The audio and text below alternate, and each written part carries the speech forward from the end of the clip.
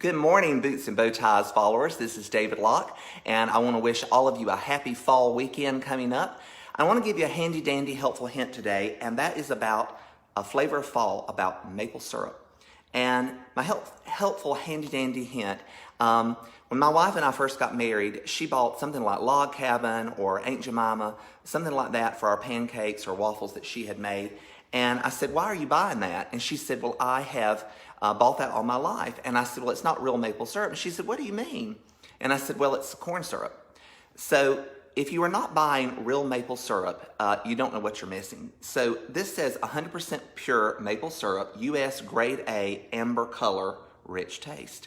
And it's a little pricey. Something like this will probably run $8 to $10, but it is so much different than the more inexpensive maple syrups that you get in the grocery store. And a lot of those are essentially corn syrup with a little bit of brown food coloring, sometimes artificial maple flavoring, and sometimes just a little bit of maple syrup. And when I first started buying this for my wife when we first got married, she said, "Oh my gosh, I can't believe how wonderful this is." So if you're not buying real maple syrup, please do. You won't believe the difference. I just did a blog about the flavors of fall, and maple's one of those. And I'm going to be doing a blog here in the next few weeks. It'll be a video blog about actually using maple syrup to cook butternut squash. And I'll have a savory butternut squash recipe and a sweet butternut squash recipe. So you want to check that out, and you want to use real maple syrup. One of the things I also do, when you open it, of course, you need to refrigerate it. And I put it, of course, in my refrigerator, but when I take it out to use it on waffles or chicken and waffles or pancakes or whatever, I'll put a little bit in a microwave safe cup, put that in the microwave and microwave it, and heat the maple syrup, and it really increases the flavor profile of it. So that's a handy dandy helpful hint about buying maple syrup. Of course, you're also supporting your local American and Canadian farmers when you do that.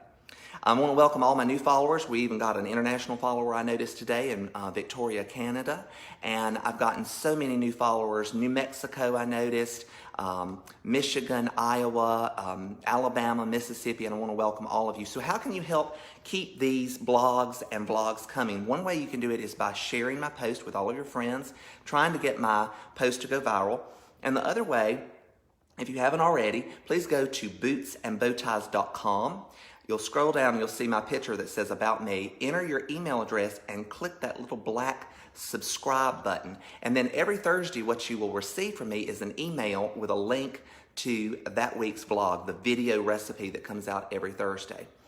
This week, on Tuesday, my blog was about top 10 ways to make your Thanksgiving run smoothly. So please check that out, and please share that with your friends and family. And then on Thursday, yesterday, my vlog was on my famous baked apples.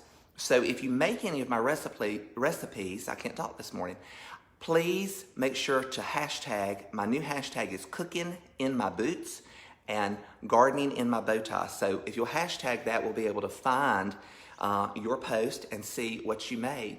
Let me know how you're liking the recipes, and if you have any feedback, please let me know that.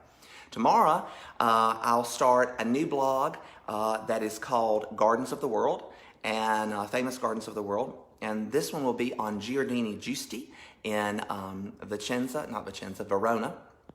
And the title of it is Finding Love in the Labyrinth. And my wife and I were fortunate enough to visit it on our honeymoon, so check that blog out as well. I want to give each of you a Facebook poke and tell you I hope you have a fabulous fall weekend ahead. And thanks for following Boots and Bow Ties.